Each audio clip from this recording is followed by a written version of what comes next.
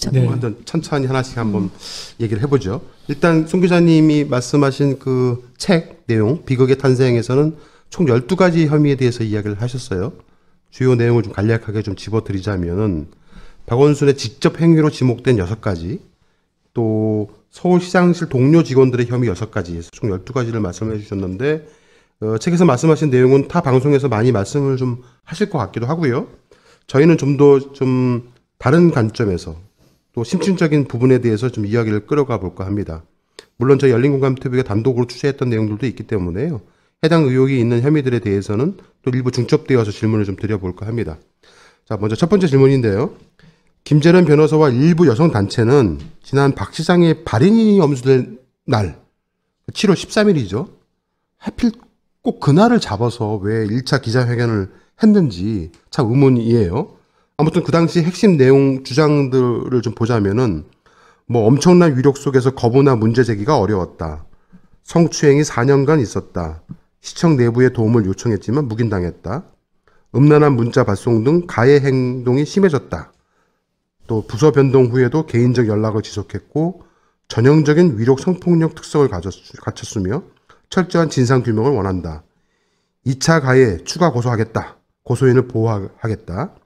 또 끝으로 서울시의 진상규명을 위한 조사단을 구성할 것을 촉구한다. 라는 식으로 기자회견을 했었습니다.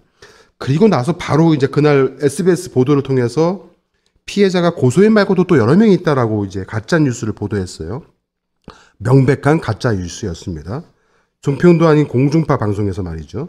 그게 아니다. 좀 죄가 되는지 안 되는지 좀 따져보려는 그런 의도가 있었다. 그런 취지로 말씀하셔가지고 정확히 어떤 확신을 가지는 건가 그런 생각이 들어 면이 있었거든요. 그래가지고 한 번은 또 이런 질문도 있었던 것 같아요. 좀 뭐 그런 주장을 하셨는데 좀 증거를 보여주십시오. 기자들이 이렇게 질문을 했는데 증거는 뭐 그거 다 국민들한테 다 볼 필요 없고 이미 다 수사기관에 제출을 했다. 네, 맞아요. 그렇게 얘기를 했는데 뭐 한마디 더 붙이자면은 사실 인권위원회도 조사를 하고 네. 경찰에서 수사를 했지만은 저는 일단은 경찰이 훨씬 더 체계적이고 당연하죠. 깊이 있게 네. 어떤 수사를 했다고 생각하거든요. 네. 경찰 수사는 아무것도 나온 게 근데 사실 정말 이 비서분이 그 박원순 전 서울시장으로부터 4년 동안 그렇게 고통을 당했다면 네. 사실 그 트라우마는 굉장히 클 거예요. 왜냐하면 제가 존경했던 사람으로부터 당한 거니까요. 그렇죠. 네. 네. 저도 뭐 사실 그런 경험들도 있거든요. 있는데. 좋습니다. 네. 그러면 이제 4년 동안 정말 4년 동안 그러한 일을 당했다라면 엄청난 트라우마가 있을 거다라고 말씀하셨어요. 혼란스럽겠죠. 네. 굉장히 혼란스럽겠죠. 자, 그러면 4년이란 기간 동안에 그러한 여러 가지 사건들이 있어서 많은 트라우마를 갖고 있다라고 주장하는 고소인의 한 단면을 좀 사진으로 하나 볼까요? 하나 좀 사진 올려주시겠어요? 여기 이제 그날 그 4년 동안에 있었던 그 일 중에 하나의 사건입니다. 2018년 11월 18일 날 이제 그 시장실 직원들과 함께 산행을 가서 찍은 사진인데요. 그 사진이 아니, 이게 나왔네요. 네. 보시면 이제 그 고소인과 시장님이 둘이서 이제 사진을 찍었는데 저는 저기서 시장님의 팔을 좀 주목을 해주시기 바랍니다. 자, 이제 여자와 남자의 관점으로 물어볼게요. 송 기자님, 저 시장님의 팔이 어떻게 보여요? 자연스러워 보이십니까? 되게 부자연스러워 보이십니까?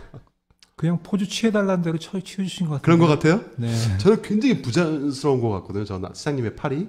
그러니까 되게 의식적으로 상대방 여성한테 손이 안 닿게 하려고 혹은 뭔가 좀 이렇게 예의를 차리려고 하는 듯한 느낌? 이런 걸 받았어요. 그 여성은 되게 적극적이죠. 그에 반해서. 저게 아까 말씀하신 권지현 기자님 말씀하셨던 4년 동안에 일어났던 사건들 중에서 한 장면입니다. 말씀해 보세요. 어떻게 저걸 느끼시는지. 저는 뭐 저런 사진을 사실 많이 봤고요. 네. 고소인하고 시장님하고 찍은 사진 같은 것들이 또 본 사람들이 찍은 사람들의 그 어떤 의미가 있냐 물어보기도 했는데 네.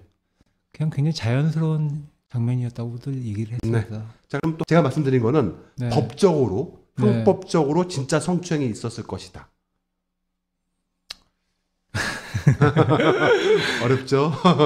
네, 제가 사실 이쪽의 분야의 어떤 전문가는 아니고 네. 뭐 취재를 하다 보니까 서울시의 일이기 때문에 이제 취재를 하게 된 것들인데 네. 저는 모르겠어요. 저는 제가 이럴 때 항상 물어보면 정확히 뭡니까? 그러면은 그렇게 저는 얘기합니다. 주장은 있지만 근거가 없다. 주장은 있으나 근거는 없다. 네, 범죄라고 얘기하는 거 주장은 보면 있는 건데 그리고 좀 더 추격해서 얘기하면 이 사건은 부풀려져 있다. 부풀려져 있다. 네, 그 정도만 답변을 드립니다. 아주 냉정한 기자의 판단이었습니다. 권 기자님은 어떻게 생각하세요? 사실 저는 이 사건을 되게 취재해보고 싶었는데 네. 특히 이 사건은 여성이 취재해야 된다는 생각이 더 있었거든요. 맞아요. 근데 사실 저는 접근을 좀 못했기 때문에 뭐 이렇다 저렇다 말을 할 수는 없는 것 같아요. 그렇지만 이렇게 뭔가 진실을 파헤치려고 하는 것마저 사실 다 2차 가해로 몰아버리는 건 정말 큰 문제다 이런 생각이 좀 있고요. 아까 그 말씀하셨잖아요. 그 여자분은 굉장히 또 이렇게 자연스럽게 네. 팔짱을 끼시는데 네. 제가 보기에도 박원순 시장님 부자연스럽죠. 굉장히 이렇게 부자연스럽게 이렇게 뻣뻣하고 되게 이렇게 굳어 있는 듯한. 근데 이게 저는 어떻게 생각이 드냐면 보세요. 오늘 처음 뵀잖아요. 네. 또 네. 아유, 아, 왜 그러세요? 코로나 시대라서 우리 네. 주먹으로 예. 예. 또 악수도 우리가 그냥 여성이 먼저 이렇게 내밀어야 된다라고 이게 뭔가 매너라고 우리가 배웠잖아요. 네. 이런 것처럼 여성이 뭔가 남성에게 신체적으로 터치하는 거에 대해서는 되게 다들 그냥 자연스럽고 그냥 관대하고. 굉장히 괜찮게 생각해요. 근데 저는 이 정서에는 그 남자들은 특히 여자가 뭔가 이렇게 터치해주고 이런 거를 남자들은 좋아해. 이런 정서들을 좀 갖고 있는 게 아닌가? 이런 당연히 뭐 싫어하지 않아. 그냥 좋아한다라고 그렇게 당연하게 생각하고 그런 좀 정서가 깔려 있지 않나. 그런 걸 좋아해 본 적이 없어요. 모르겠어요. 왜 그러세요? 아마 그 열린공감 TV가 그 어떤 공중파, 그 어떤 언론보다도 가장 먼저 총대를 매겠다 싶어서 공개했던 영상이 있습니다. 그 영상을 한번 보시겠습니다.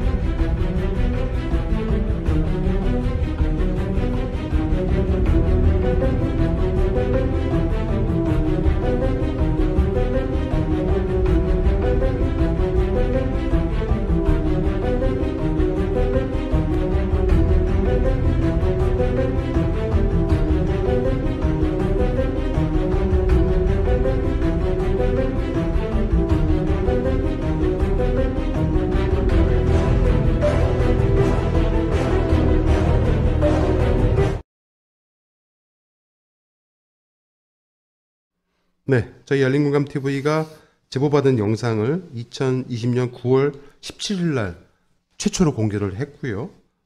저 영상은 2019년 3월 26일 날 찍힌 영상입니다. 시장님 생일 축하한다고 해서 굉장히 많은 사람들이 저 주변에 있었어요.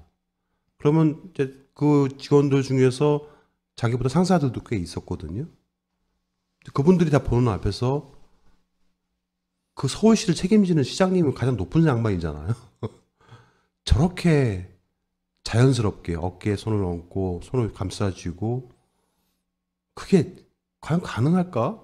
라고 제가 몇몇 고위층에 계시는 분들한테 직접 좀 물어봤어요. 언감생심 꿈도 못 꾼답니다. 내 비서가 그렇게 한다는 거에 대해서. 근데 시장님은 저 때 굉장히 곤란해한 듯 하시면서 빨리 와 같이 사진 찍자 이런 느낌으로 저는 받아들였거든요. 그러면 아까 김전현 변호사가 말한 관점에서 보자면 저건 성추행입니까 아닙니까? 단도직입적으로 일단 먼저 권 기자님. 김전현 변호사의 관점으로 보면 저건 여비서가 박 시장한테 하는 성추행이 맞죠. 그렇게 주장할 수 있죠. 그렇죠. 근데 저거를 일반적인 관점으로 보게 되면 아까 말씀하신 것처럼 그냥 친근감 표시한 거 정도죠. 좀 버릇이 없는. 그렇죠. 네. 저게 저 얘기 될까요? 네. 동영상은 남아서 그렇죠. 저런 식의 제스처가 생각보다 굉장히 흔했습니다. 사례 좀 말씀해 주세요. 무슨 말이냐면 이를테면은 잔디 씨가 했던 역할 중에 하나가 네. 시장님이 안에 있다가 또 외부 행사 같은 게 있었고 그러면은 복장을 좀 약간 바꿔 입기도 했고 그래야 되거든요. 네. 그 넥타이 같은 거 이제 새로 채워드리고 그래야 되는데 또는 뭐 영상 촬영한다든가 그럴 때 다른 직원들은 자기 목에다 이렇게 딱 넥타이를 만들어 가지고 그걸 모양을 만든 다음에 이렇게 씌워드려요. 네. 잔디는 직접 합니다. 풀러져 있는 넥타이를 그냥 가지고 직접. 그렇죠. 그렇게 그러면 하면서 뭐 여기저기 손이 닿을 텐데. 네, 그렇게 하는데 그걸 보고 어떤 사람들 같은 경우는 마치 집안에서 아내가 남편은 이렇게 해주는 것처럼 그런 거를 하는데 왜 그거를 비서가 저걸 할까? 그런 식으로 좀 의구심을 보이게 하는 느낌을 주는 사례가 있었어요. 그러니까 어떨 때는 시장님이 너무 좀 그러니까 뿌리치면서 이거 내가 할 수 있다. 그런 적도 있었다고 하거든요. 저는 그 얘기를 듣고 지금 이 생일 케이크 동영상을 봤기 때문에인지 네. 모르겠는데 네. 그랬으면 저 정도는 충분히 할 수 있었겠다. 그런 생각을 하게 됐어요. 자, 6번째 이제 질문입니다. 속옷 사진의 진실인데요. 자, 이것도 역시 워딩의 문제입니다. 속옷이라고 많은 기자들이 기사를 써냈습니다. 제가 속옷 관련된 기사를 검색을 좀 해보니까요. 약 40여 건 정도가 당시에 나왔더라고, 9월 달에만.